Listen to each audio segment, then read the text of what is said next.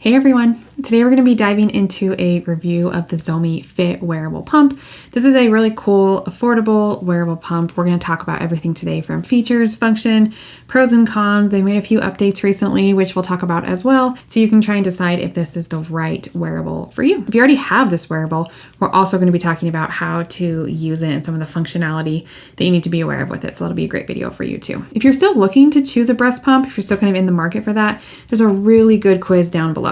It's free. It'll give you a list of pumps that we recommend in kind of the category that fits your unique needs. There'll be coupon codes, places to get them, all that kind of stuff. If you're new here, my name is Allison Tolman. I'm a breast pump expert and a coach for working moms.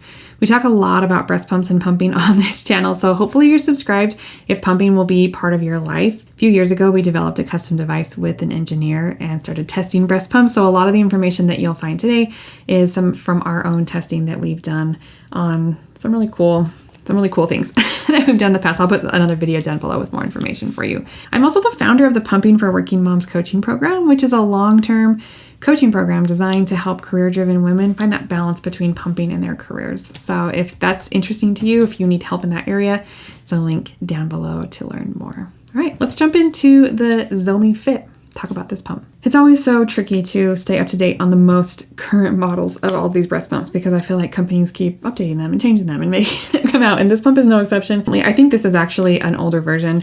They do have a newer version that's out that has an extra mode that we're going to talk about in just a second that is interesting, but this pump has been out for a couple years, and honestly, it's a really simple to use pump, okay? It doesn't have Bluetooth technology, so there's no app that you pair with it, which at first you might be thinking, oh, that stinks, but there's also some pros to that as well. It's really simple to use, right? And updates cannot be pushed out to you whenever you don't have that smart technology in a pump. That means that it's going to function how it's going to function for a long time, right? It just is what it is. Sometimes companies can update pumps and send them out via their Bluetooth and not even tell you. So I actually like that this one doesn't have Bluetooth, just kind of give you another feature to kind of look at. There are multiple modes on this pump, okay? First of all, they have an expression mode or stimulation mode, really standard, mode to help initiate that letdown. The cycle speeds in stimulation mode are actually pretty quick, which is nice. I like to see that. They're about 100. And when I tested this one, it actually didn't go down when you turned up the suction, which was really, really cool.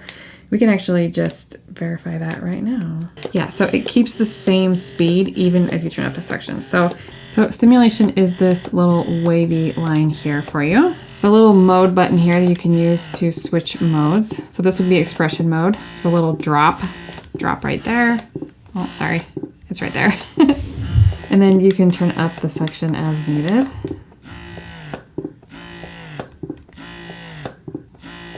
Okay.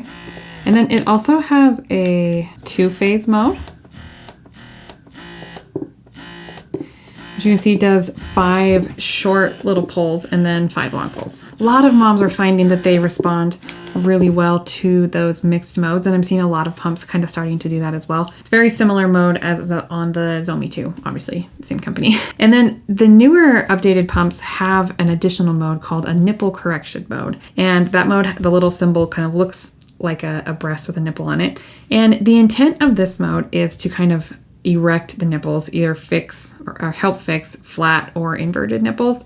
So what it does is it pulls it in and holds the suction and then lowers it out really slowly. Kind of reminds me of like a Haka on steroids, that passive suction. So it's pulling it and then it's slowly releasing it. So it's not a rhythmic suck like you're hearing here. I don't love this mode, to be honest. I think it really plants that seed of like, there's a lot of nipples that need to be corrected here. Like your nipple is broken, we're gonna correct it, and then you can do the things you need to do. So I know flat and inverted nipples are a thing, and sometimes we do kind of use suction to help evert those, but it's a lot of suction, okay? I think even on like the highest mode, I think it goes up to 250 mmHg, which is a lot of suction to put your nipple under, especially if your nipple is flat, inverted. Like we just have to be way more careful. Even on the lowest level though, I think is about 100. So it's a lot. I did a video recently where I tested a couple different Hakas on there, and that's way more than I can get with like a passive pump, you know what I mean? So it's a lot of suction, and again, I think it kind of creates this mindset of like, your nipples are broken, we need to fix them,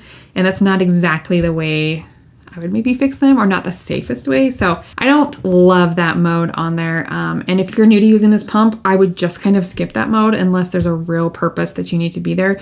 You can cause some damage by kind of going into that mode, especially if you don't know what it is or what it's for. So ideally I would just kind of stick between stimulation, expression, and then that mixed mode, which I really like the mixed mode as well. I just looked up on the website and it looks like they've upgraded to 7-ounce bottles. So this is a 5-ounce bottle and now it's with 7 ounces, okay? Which I don't love. Let's just say that, okay? And there wasn't actually an option. I was looking at the website to order a 5-ounce one. I think with this pump design, and we've seen this on other pumps, like the LV is a similar design with the collection container on the bottom. I do think it's a little bit easier to kind of spill out of, and this pump actually doesn't have a lot of leaking complaints on it just because of some of the devices on the inside that's manufactured with. But you know, when you have the milk here, it doesn't take as much movement for that to kind of move around as something like this where the milk's being collected from the bottom and the holes clear up here. Like you have a lot more wiggle room. Does that make sense? But getting 7 ounces on one side is a lot of milk. Okay, not only are you going to see your bottle look smaller, which is kind of mentally defeating, it's like not creating realistic expectations for milk output. Okay, this is really good if you do have an oversupply or if you do have a lot of milk and you need a bigger container. Okay, but just to be clear, even 5 ounces on one side is kind of a lot of milk for a just kind of normal standard, I hate to say normal, just kind of like standard milk supply. A lot of babies are eating between 25 and 30 ounces of milk a day. Okay, and if you're pumping, 6 to 8 times, somewhere in there, whatever works for you, you're not actually getting 5 ounces of milk for each time you pump, right? Does that make sense? So, and it can be it's really defeating to like see 2.5 ounces in here. This thing's only half full, or like barely filled the bottom of it. But that's a really respectable amount for a pumping session. Does that make sense? So I don't know how I feel about the 7-ounce container. Another thing that is going to create is that's going to make this pump sit up even higher. And this is already kind of a high sitting pump in the bra. Again, not a huge problem, but you are just going to have to maybe get a little bit more creative with your bra fit. And bra fit is really, really important when you're using wearable pumps, okay? Because it has to sit correctly in the bra to function correctly. The nipple has to be well aligned in that hole, and it has to be firm at the breast to hold it in place so it's not slipping around, but not too firm that now we're compressing everything and making milk harder to come out. Does that make sense? So by making this bigger, you've now just shifted it up. There's got to be room for that, right? So getting the right bra fit might be a little bit tricky. You might have to be really careful and cautious with this pump. This pump already has kind of a little bit taller profile in general. Again, you can see just like the slope is different. Here's the LV, which is a really, discreet option. This one does kind of have that bump up there. So again, we just kind of have to be careful. So now this one's probably sitting up a little bit higher. Does that make sense? Because the container is bigger. I'll show it next to the Willow Go, which is another pump. And so you can see it's a little bit trimmer than the Willow Go. This is just kind of a bulky out the front pump there. But again, I think it matters kind of where the hole sits. If you move it up, it's going to get a little bit trickier, right? So really comparable size to other pumps in its category. If you're wanting the most discreet shape, quietest pump on the market really is the LV. This one is a bit loud, so it's not terrible, right? And I think it's kind of unrealistic to expect that a pump you're not going to be able to hear it, right? So it's a little bit quieter when it's suctioned to something, but you can see even here it's still providing some noise, okay? So it's definitely not the quietest wearable pump we have, but it is really simple, okay? One of the things they added, not that recently, but recently-ish, is an infrared sensor. Underneath, right in here, there is a sensor that will kind of detect when the container is full. This is going to prevent you from overfilling the container, and the infrared sensor on the Zomee Fit actually functions really, really well. As far as the setup of this pump, you've got your standard backflow protector on there. You've got your little removable flange. This is a soft silicone flange, so it's not a hard one. This comes in size 25, which is really annoying to me because inserts get a little annoying when you're dealing with a 25mm flange. They fit okay, and to be honest, Zomee has a lot of different inserts available, and you can actually just contact them and they can send you the right size. In the box comes with 25, 21, and 17, I think, of these. Again, 25, I don't know why they keep doing this, but that's a similar size to what they've got on their Zomee too. It's like, why would you deviate from the norm when we need them to fit all the inserts and things on the market? So franchising is just a little bit tricky. Pretty standard little container there. This duckbill is unique to this pump, so you will need to get the replacement from the company. There's also a little white ring. I don't know if they're still doing that in their setup. I should probably look, but on my model at least, there is a little ring here. It might actually be more built in now. I'll have to double check. I'll put something in the description for you just to double check there, because I feel like I saw that go away, and then you'll just connect it there. That is going to help prevent leaking though, which is one of the main big complaints with the Zomee, or the LV, I mean. You can put this in upside down, but just don't do that. Okay, so there's a label in here of the size, and that will go up front so you can see it. All right, so pretty easy setup on this pump. Overall, it's a pretty good option. It's very simple to use, kind of just that standard. Just watch out for that nipple correction mode, and make sure you're not using it as kind of part of your pumping routine, because that's not what it's for.